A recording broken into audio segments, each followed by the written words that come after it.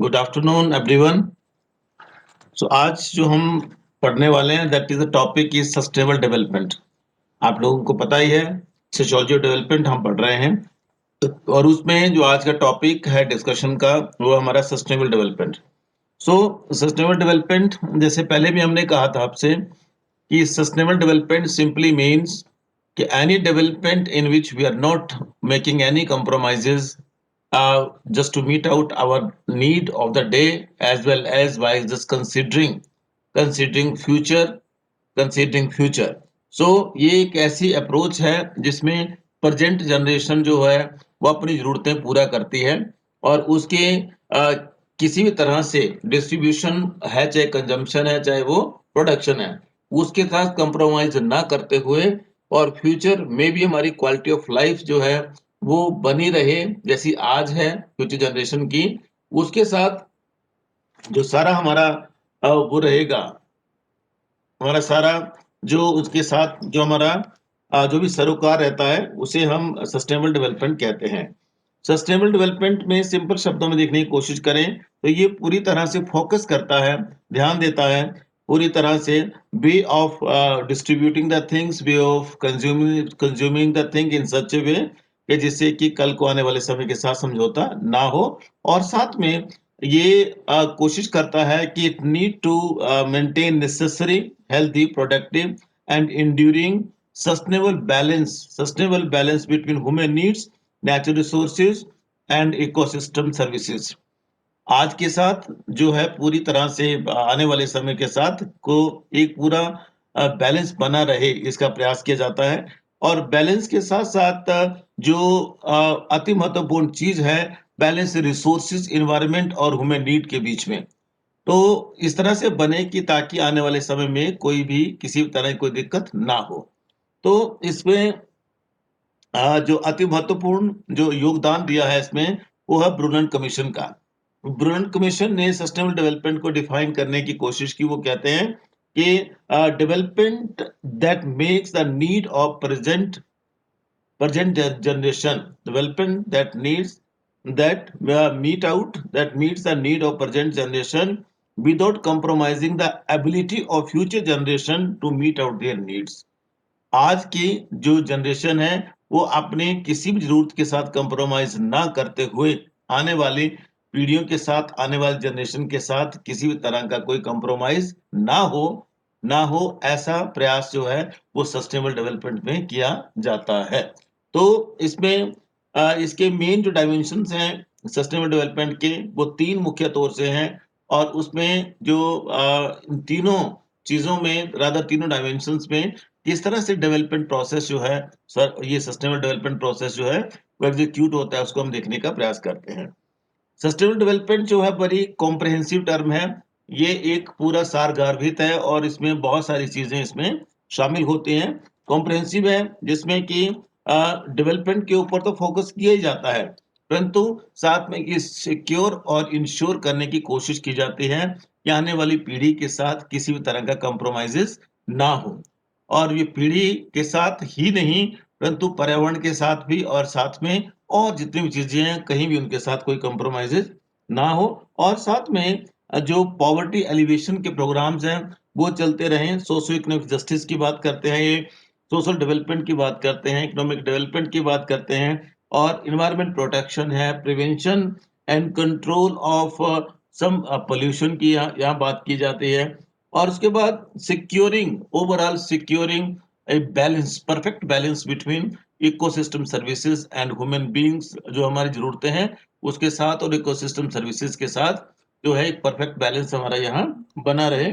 और साथ में बायोडाइवर्सिटी कंजर्वेशन की बात करते हैं और ये systematic use of natural resources की भी यहाँ बात की जाती है मोस्टली।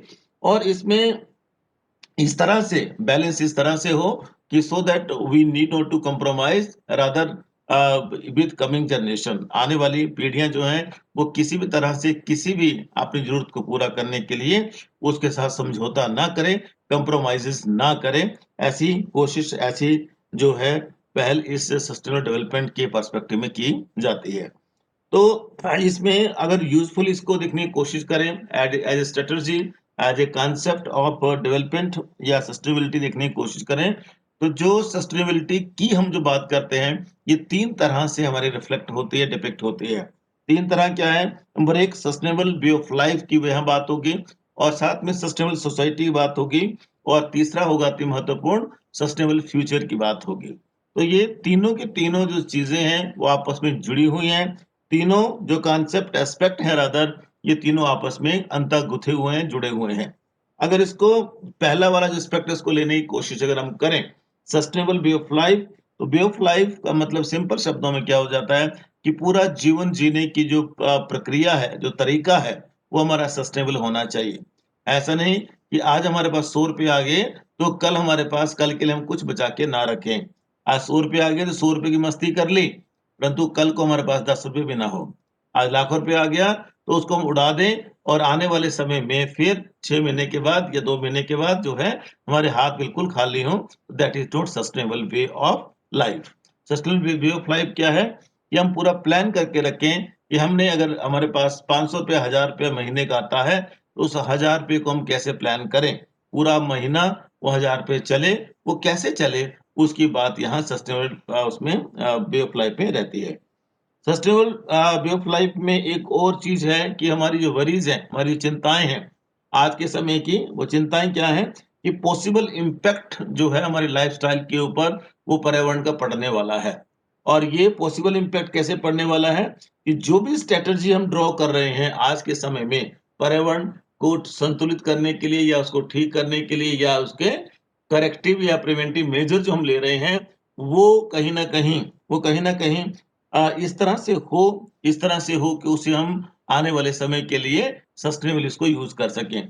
सुबह मैं एक वो देख रहा था एक वीडियो चंडीगढ़ से मेरे दोस्त ने शेयर किया, उसको देख रहा था कि हमारे यहाँ तो बर्फ पड़ गई है, परंतु वहाँ इतना कोहरा है जिसका कोई हिसाब ही नहीं। कोहरा ऐसे लगता है कि जैसे बर्फ पड़ रही है। तो ये तो हाल है हमारे आज 2020 में जो खत्म होने वाला है 2020 में ये हाल है, 2021 में जब हम प्रवेश करने वाले हैं तब ये हमारा हाल है। तो अब सोचिएगा कि आने वाले 20 सालों में या 50 सालों में और कितना भयानक स्थिति होने वाली है, कितना और खराब होने वाला है। कई-कई दिनों तक मैंने उससे बात की कि मैंने भाई ये क्या है? उन्होंने बोला कि भाई साहब कई-कई दिनों तक सूरज नहीं दिखता है हमें, प्लेन की बात कर रहे हैं। और अभी एक मेरे कज़न 3 दिन पहले कहीं गए हुए थे, तो यू वोंट बिलीव कि वो उनकी गाड़ी 20 किलोमीटर पर आवर की स्पीड से चली है दिल्ली पठानकोट नेशनल हाईवे पे। अब सोचिएगा विज़िबिलिटी 2% भी नहीं, दिखता ही नहीं था सामने कुछ भी। और रोड को जिस डेस्टिनेशन को तय करने के लिए 10 घंटे लगने थे, वहाँ 20-20 घंटे लगे हैं। तो कहने का मतलब क्या है कि it is not sustainable way of life. It is not sustainable way of life, it can not be sustained. ये आने वाले समय में एक तो छोटा-सा एग्ज़ाम्पल मैंने आपके सामने रखने का प्रयास किया। तो अगर और इसको थोड़ा-सा देखने की कोशिश करें, तो एक रिपोर्ट छपी है और जिसका नाम है आवर कॉमन फ्यूचर।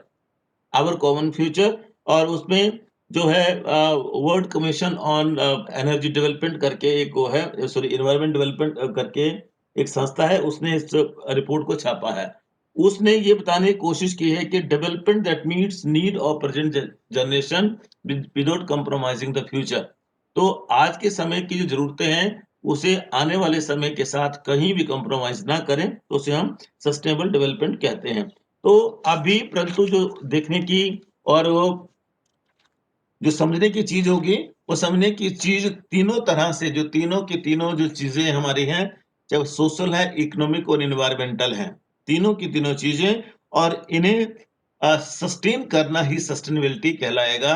अब इन्हें सस्टेन करने के लिए सस्टेन वे ऑफ लाइफ को जो हम अडॉप्ट करने की हम बात कर रहे हैं, वो सस्टेनेबिलिटी जो है, वो यहाँ इन तीनों एस्पेक्ट्स में आई मीन सामाजिक तौर से भी, आर्थिक तौर से भी और पर्यावरणीय तौर से भी। अगर ये तीनों की तीनों सस्टेन नहीं होती हैं, तो आने वाले समय हमारा बहुत भयंकर और बहुत डराने वाला होने वाला है।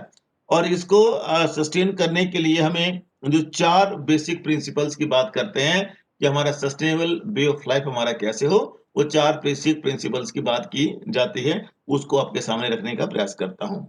उसमें क्या है कि डिसीजन मेकिंग प्रोसेस जो है that should depend on the best available scientific information about risk analysis. जो रिस्क होने वाला है आज के समय में, उसके लिए, आने वाली जनरेशन के लिए, उसके हिसाब से ही आज की जो प्लानिंग है हम करें। और वो that risk should be based on scientific evidences, वो वैज्ञानिक एविडेंसेस के ऊपर आधारित होना चाहिए।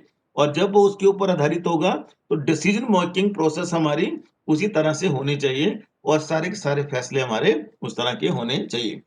Number 2, in case of uncertainty and threat of serious risk, precautionary principles should be involved. अगर लगता है कहीं कि ये जो अभी रिस्क जो है वो ज्यादा है, तो उसके लिए प्रिकॉशनरी मतलब सावधानी वाले जो स्टेप्स है पहले ही इन हैंड लेने चाहिए कि कल को जो मैंने आज स्टार्ट किया है, कल को वो उसको सस्टेन कर पाऊंगा मैं या नहीं।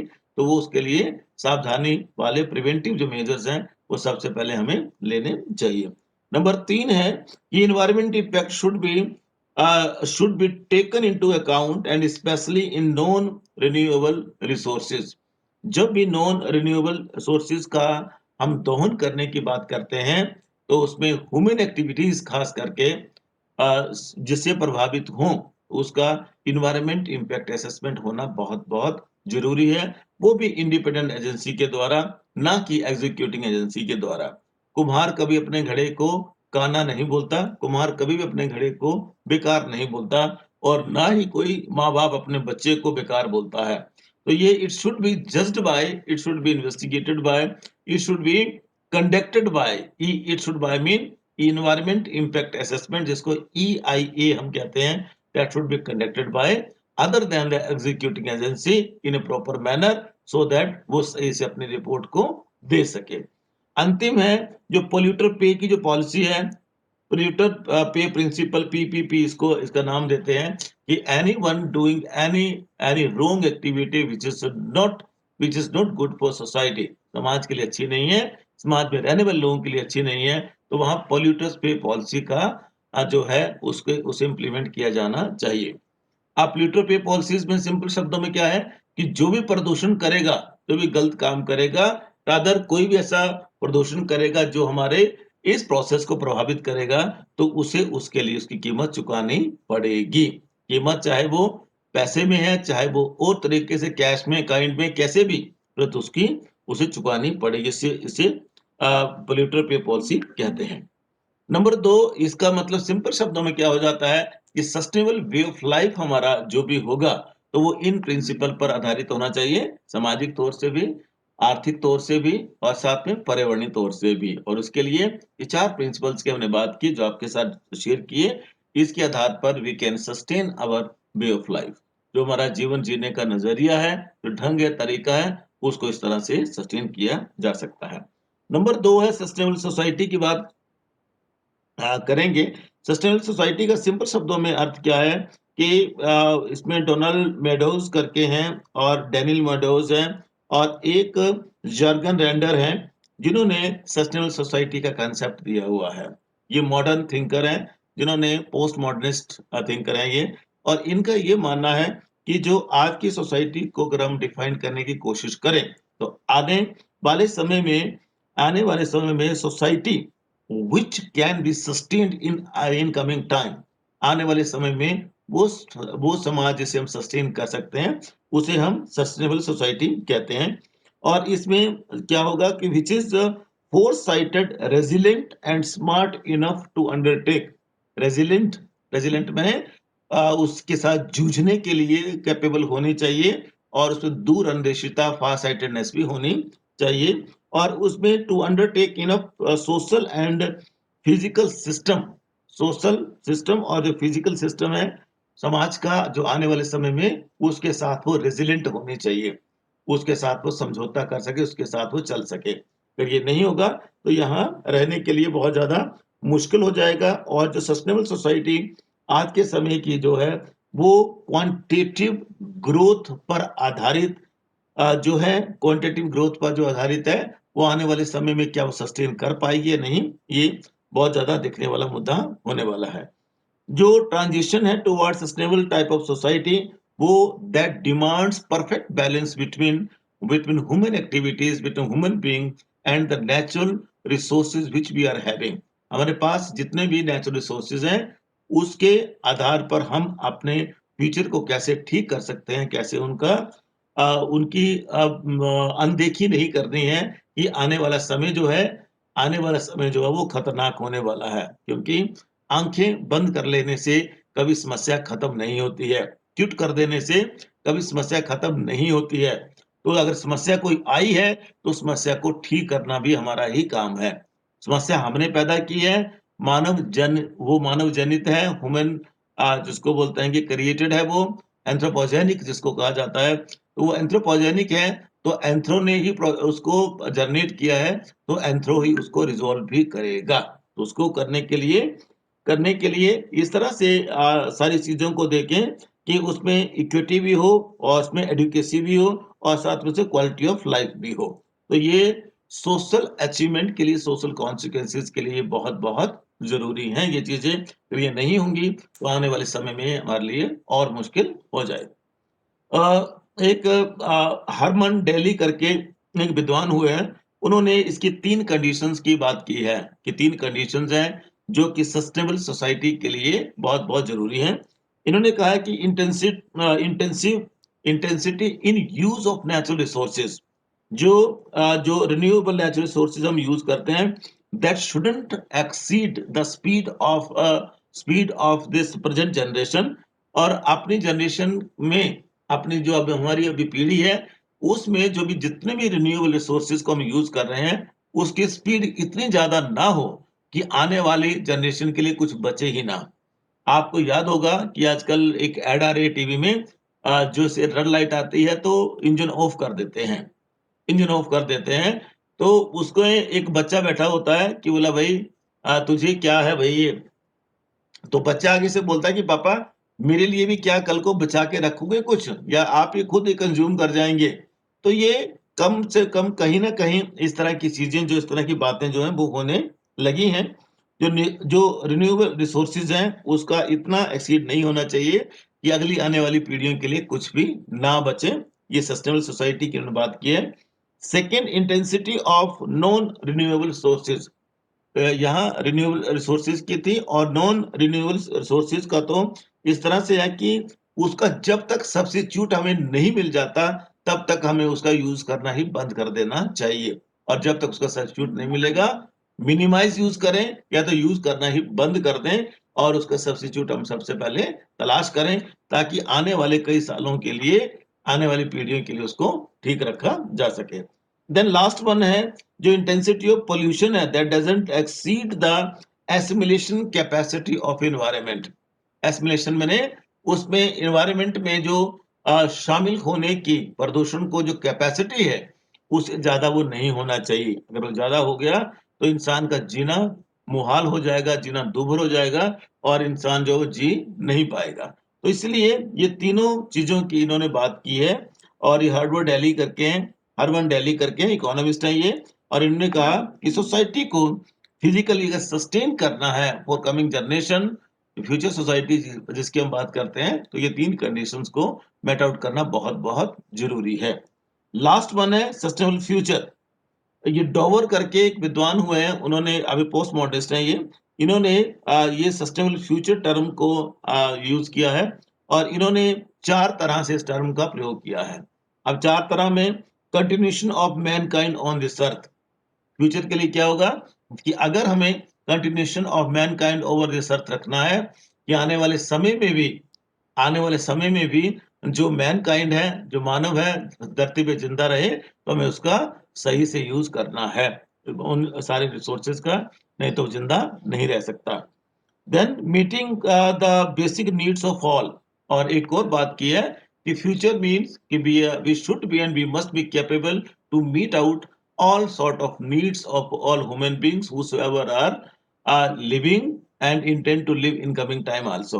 तो वो उसकी जरूरतें सारी की सारी उसकी पूरी होनी चाहिए। नंबर 3 है, मेंटेनिंग एलिमेंट्री इकोलॉजिकल प्रोसेसेस। जो एलिमेंट्री, जो प्रारंभिक इकोलॉजिकल प्रोसेसेस हैं, जो पारिस्थितिकी तंत्रीय जो भी प्रक्रियाएं हैं, जो व्यवस्थाएं हैं, उनको हम अपने लेवल पर मेंटेन करने का प्रयास करें। अपने घर में गार्डनिंग करें, और कोशिश करें कि हम बाहर का कम से कम लें, और जैसे कि इससे नेचर में भी कंट्रीब्यूशन होगा और वो इसको करने के लिए इकोलॉजिकल प्रोसेसेस को रिवाइव करने के लिए, क्योंकि ये हमें मुफ्त में मिली हुई हैं, तो हमें नहीं पता इनका कि अभी क्या होगा। परसों मैं एक वीडियो देख रहा था, अमेरिका की कंपनी है जिसने फ्यूचर वाटर का कांसेप्ट लेके आ गए हैं। फ्यूचर वाटर कंसेप्ट मैंने 10 साल के बाद, क्योंकि पानी का संकट होने वाला है, तो वो फ्यूचर वाटर बैंक टाइप में ले आए हैं कि अगर आपको पानी 10 साल के बाद चाहिए, तो आज इसको खरीद करके अपने उस लॉकर में डिपॉजिट करके रख लो। तो such type of things are happening. हैरान करने वाली बात है कि वो नेचुरल रिसोर्स जो हमें मुफ्त में मिले हुए हैं, नेचर ने दिए, जिनकी हमने कदर नहीं की, और आज हालत ये हो गई है कि इस तरह के इनिशिएटिव की बात होने लगी है। तो कहने का मतलब क्या हो गया कि एलिमेंट्री इकोलॉजिकल प्रोसेसेस को हम मेंटेन करने का पूरा प्रयास करें। अंतिम है sustaining the biological diversity. The biological diversity, as you know very well, biological में इसमें सारा का सारा, सारे के सारे जो वनस्पति जगत है, वो सब इसमें आता है। वन्य जीवन भी, और साथ में फ्लोरा भी, फोना भी बायोडाइवर्सिटी में आएगा। और ये जो जो वन संपदा है, ये वन संपदा जिसमें कि फ्लोरा और फोना दोनों शामिल है, और फोना में इंसान भी शामिल होता है। हम इस तरह से इसको प्लान करें, इस तरह से मैनेज करें कि आने वाली जो पीढ़ियां हैं इससे प्रभावित ना हो, इससे प्रभावित ना हो, और वो इसको सस्टेन ऐसा करें कि कहीं भी किसी भी तरह से आने वाले समय में कोई दिक्कत हमें ना हो, और इसको हम इंश्योर करें। तो ये तीन चीजें जो थी वो इन्होंने बताने की कोशिश की। रादर सस्टेनेबल सोसाइटी जो है, उस तरह से तीन तरह से सस्टेनेबल फॉर इंडिविजुअल की बात करते हैं, फिर सस्टेनेबल सोसाइटी, सस्टेनेबल फ्यूचर की बात करते हैं। तो ये तीनों की तीनों चीजें इसका एक अति महत्वपूर्ण हिस्सा है। तो उसके बाद जो अगला जो हमारा एस्पेक्ट रहेगा, उसे हम बहुत कम शब्दों में कह सकते हैं कि सस्टेनेबल डेवलपमेंट जो है आज के समय की नीड है, और उसे अगर हमने आज नहीं समझा, तो आने वाले समय में बहुत ही अच्छा जो हमारा है वो हाल नहीं होने वाला। और हमारा जो हाल है वो कुछ इस तरह से होगा कि आने वाला समय हमारा बहुत भयंकर और बहुत डरावना होने वाला है। So it is high time to awake to every extent. आज जागने का हाई टाइम है, और हर एक्सटेंट तक जागने का हाई टाइम है, और उसको हम जागें, औरों को भी जगाएं, खुद भी ठीक रहें, खुद भी स्वस्थ रहें, और औरों को भी हम ठीक रखें। ये समय की मांग है, और ये बहुत जरूरी भी है। तो इसी के साथ आज इसको हम यहाँ खत्म करते हैं। ये टॉपिक भी आपका खत्म हो गया। कल हम इंडस्ट्रियलाइजेशन को पढ़ेंगे, इंडस्ट्रियलाइजेशन स्टार्ट करेंगे। Industrialization, as you know very well, औद्योगिकरण का कंसेप्ट इसमें रहेगा। चैप्टर नंबर 6 है ये। इसमें इंडस्ट्रियलाइजेशन के कंसेप्ट को लेंगे, इसका मीनिंग लेंगे, डेफिनेशन लेंगे, इसके फेजेस लेंगे कि कितने फेजेस में ये डेवलप हुआ, उसके अच्छे प्रभाव, बुरे प्रभाव वो भी लेंगे, और role of industrialization, social transformation भी हम लेंगे। तो ये 4-5 भागों में बटा रहने वाला चैप्टर है, और इसे हम, मुझे लगता है कि 2 या 3 दिन में मैक्सिमम इसे हम पूरा कर लेंगे। 2-3 दिन में पूरा इसे कर लेंगे, और इसे जो है वो अच्छी तरह से इसको सीखने का प्रयास किया जाएगा।